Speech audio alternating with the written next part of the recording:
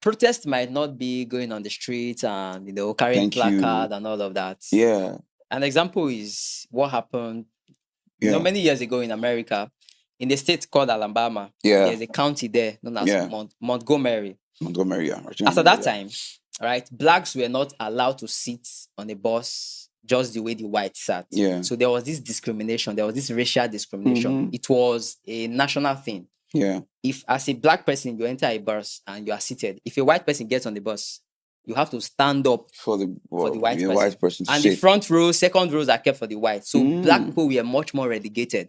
So one woman stood up, a black woman as at that time. She said, I'm not going to stand up today for a white person and all of that. So they arrested her and, after a while, they came together, the blacks, they came together and they decided to boycott the public bus. Buses, and as at that time, Statistics had it that the black people, they made most of the users of those buses. So they boycotted that public bus for, say, a period of 1 year and thereabouts and all of that.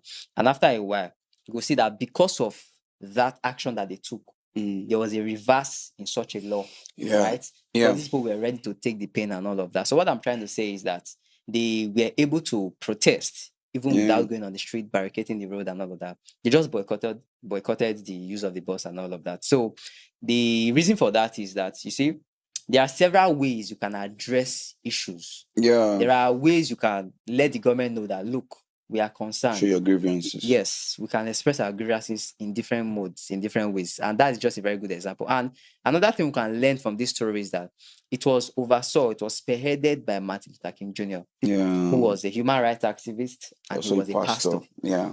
So imagine today, a pastor is leading a person and another. Some persons will be like, oh, a pastor is just supposed to focus in his spiritual, Exactly. He's not supposed to be part of that. But politics, But you see that these two entities, they can work together. True. Yeah, you can be a very good Christian, you can be a religious person, you can be a highly spirited person, and you still work for the progress of your nation.